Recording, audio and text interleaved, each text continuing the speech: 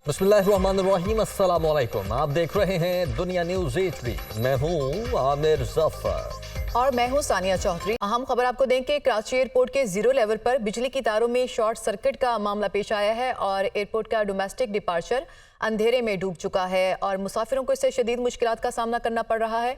बैनुल-अक़वामी departure lounge का कुछ हिस्सा भी अंधेरे में डूब चुका है। आपको कराची से ये खबर दे रहे हैं, जहां एयरपोर्ट के 0 लेवल पर बिजली की तारों में ये शॉर्ट सर्किट का वाकया पेश आया है और इसके नतीजे में एयरपोर्ट का डोमेस्टिक डिपार्चर अंधेरे में डूब चुका है और कन्वेयर बेल्ट जो है वो बंद हो चुकी है और बेल्ट के बंद होने से मुसाफिरों को शदीद मुश्किलात का सामना है। इससे मुतालिक मज़ीद तफसीलात लेंगे ब्यूरो चीफ कराची तलहा हाशमी से। जी तलहा, अपडेट कीजिएगा, ताज़ा तरीन सूरत हाल क्या है? ये डिपार्चर साइड पे जो कि डोमेस्टिक डिपार्चर और अराइवल है, यहाँ पे एक बेसमेंट में आग लगी है, शॉर्ट सर्किट हुआ है और शॉर्ट सर्किट के बाद जो बिजली है वो बंद हो गई है। अब जो बिजली बंद हुई है उसको तकरीबन आधे घंटे से ज्यादा का वक्त गुजर चुका है और जो मुसाफिर हैं वो परेशान है, किसी को अंदर जाने नहीं दिया जा रहा। जो मेरी तर्जमान से एलिवेशन से बात हुई वो बताते हैं कि शॉर्ट सर्किट हुआ और शॉर्ट सर्किट के बाइस अभी तक वहाँ की जो बिजली है वो बंद है। तर्जमान से एलिवेशन बताते हैं कि इंटरनेशनल साइड पे इसका कोई असर नहीं पड़ा, ये डोमेस्टिक साइड पे इसका असर पड़ा है, लेकिन अभी तक जो ऑपरेशंस हैं वो बहाल नहीं हो सके हैं। जो मुसाफिर बाहर हैं, जिनकी फ्लाइट थी वो बाहर ही खड़े हैं, उनको अंदर जाने नहीं दिया जा रहा और जाहिर है जो जहाँ पे अंदर ये हुआ है तो वहाँ पे जो सिस्टम्स हैं वो बंद हो गए थे, जिसकी वजह से जो और अब तक ऑपरेशंस बहाल नहीं हो सके। तलहा, आप हमें डिटेल्स दे रहे थे, आपका बहुत शुक्रिया। आगे बढ़ते हैं। जस्टिस मुजाहिर अली अकबर नकवी के खिलाफ रेफरेंस। सुप्रीम जुडिशल काउंसिल की पहली ओपन समाअत। जस्टिस मुजाहिर अली अकबर नकवी को शो कॉज नोटिस का जवाब 1 जनवरी तक जमा करवाने की हिदायत। गवाहान की फहरिस्त फराहम करें, किसको पेश करना चाहते हैं supreme judicial council. Supreme judicial council की कार्रवाई 11 जनवरी तक मुलतवी कर दी गई। तो जस्टिस मुजाहिर अली अकबर नकवी के खिलाफ रेफरेंस, सुप्रीम जुडिशल काउंसिल की पहली ओपन समाअत हुई। निगरान वज़ीर आज़म अनवारुल हक काकड़ कहते हैं कि कश्मीर पाकिस्तान का अटूट अंग और तस्फिया तलब मामला है। कश्मीर पर 3 जंगें लड़ चुके, 30 भी लड़ना पड़ी तो लड़ेंगे। मजीद कहा कि आज़ादी कश्मीर तक तकमील पाकिस्तान मुमकिन नहीं, हमारा मुकाबला हिंदुत्व नजरिए से है। आज़ादी कश्मीर के हदफ को तरजीह देंगे। वो आज़ाद कश्मीर कानून साज असम्बली से खिताब कर रहे थे। 3 मरतबा पाकिस्तान पे कश्मीर की वजह से जंग तोपी गई जो हमने लड़ी है। अगर 30 मरतबा पाकिस्तान पे ये जंग थोपी जाएगी, हम 300 मरतबा लड़ने के लिए तैयार हैं। हमारा मसला हिंदुत्व से है और इस खित्ते की जंग इंशाअल्लाह पाकिस्तान लड़ेगा। जब तक कश्मीर का इशू रिजॉल्व नहीं होगा, तकमील पाकिस्तान हो ही नहीं सकता। और कायद नून लीग नवाज शरीफ कहते हैं कि मेरे खिलाफ मुनज़्ज़म साजिश का आगाज धरने से हुआ। बेटे से तनख्वाह ना लेने पर मेरी छुट्टी और उम्र भर के लिए नाअहल किया गया। अच्छी तरह याद होगा, JIT के लिए व्हाट्सएप पर हीरे चुने गए। मजीद कहा कि पूरी कौम के सामने सच आ चुका है, मुझसे दुश्मनी करने वालों ने पाकिस्तान को क्यों निशाना बनाया।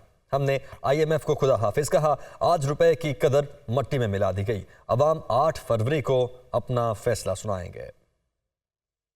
मुझे बेटे से तनख्वाह ना लेने के जुर्म में ना सिर्फ वजारत उज़्मा से फारिग कर दिया गया, छुट्टी करा दी गई, बल्कि उम्र भर के लिए नाअहल भी कर दिया गया। आपको अच्छी तरह याद होगा कि किस तरह व्हाट्सएप कॉल्स की गई, किस तरह एक JIT के लिए हीरे चुने गए और वो भी व्हाट्सएप पर। किस तरह उस JIT की निगरानी के लिए एक 3 रुकनी बेंच बिठाया गया। 6 साल पर पहली आजमाइशों के बाद आखिरकार मेरी बेगुनाही की तस्दीक हो गई। मुझसे दुश्मनी करने वालों ने मेरे पाकिस्तान को क्यों निशाना बनाया? मेरे अवाम का क्या कसूर था, उनको क्यों निशाना बनाया? चलें, किसी लाडले को लाने के लिए मुझे हटाना, झूठे मुकदमात में फंसाना और सजाएं दिलवाना ज़रूरी था, लेकिन पाकिस्तान को किस जुर्म की सज़ा दी गई? चेयरमैन तहरीक इंसाफ बैरिस्टर गोहर अली खान कहते हैं कि हमारे लिए कोई लेवल प्लेइंग फील्ड नहीं। एक तरफ लेवल प्लेइंग फील्ड की बातें तो दूसरी तरफ गिरफ्तारियां जारी हैं। कहा कि निगरान हुकूमत गुज़िश्ता हुकूमत की एक्सटेंशन है, हम इलेक्शन में ताख़ीर नहीं चाहते। उन्होंने मुतालबा किया कि रिटर्निंग अफसरान जुडिशरी से लिए जाएं। जबकि तहरीक इंसाफ के वकील अली जफर का कहना था कि इंट्रा पार्टी इलेक्शन के खिलाफ जितनी दरख्वास्तें आईं वो सब प्लांटेड लोग हैं। 14 पिटिशनर्स तो पीटीआई के मेंबर्स ही नहीं हैं। पीटीआई 2019 के आइन और इलेक्शन एक्ट के तहत इंट्रा पार्टी इंतखाबात कराए गए हैं। वो इस्लामाबाद में मीडिया से गुफ्तगू कर रहे थे। आप कहते हैं कि हम लेवल प्लेइंग फील्ड देंगे, क्या आपने हमें लेवल प्लेइंग फील्ड दे दी? क्या आपने दूसरों को रैली और कन्वेंशन की इजाज़त दी हुई है? हमारा एक मौक़िफ़ रहा है और वो मौक़िफ़ थ्रू आउट यही रहा है कि इलेक्शन कमीशन जब इलेक्शन करवाएं तो free and fair and transparent करवाए, ये आईनी जिम्मेदारी है। अगर उसके लिए आरओ और डिस्ट्रिक्ट रिटर्निंग अफसर को आप जुडिशल ऑफिसर के बजाय, सेशन जजेस और सिविल जजेस के बजाय अगर आप डीसी और असिस्टेंट कमिश्नरों को लगाएं, वो एग्जीक्यूटिव के ऑफिसर्स होते हैं, वो कभी आपको फ्री फेयर ट्रांसपेरेंट इलेक्शन नहीं कराते।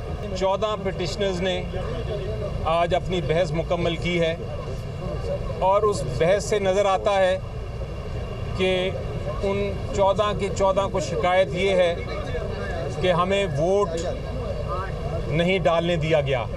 पीटीआई के इंटरनल जो इंट्रा पार्टी इलेक्शन होते हैं उसमें वोट सिर्फ और सिर्फ वो शख्स डाल सकता है जो मेंबर हो पीटीआई का। ये 14 के 14 जो पिटिशनर्स हैं जिन्होंने ये दरख्वास्त की है इलेक्शन कमीशन ऑफ पाकिस्तान में दायर, हमने अपने डेटा बैंक में चेक किया है, इनमें से कोई भी इलेक्शन के दिन पीटीआई का मेंबर नहीं था। हमने उस कानून अपनी आइन 2019 का आइन है पीटीआई का, उसके मुताबिक इलेक्शन कराए। न्यूज़ स्टूडियो से फिल वक्त इतना ही। मज़ीद खबरों और अपडेट्स के लिए देखते रहिए दुनिया न्यूज़।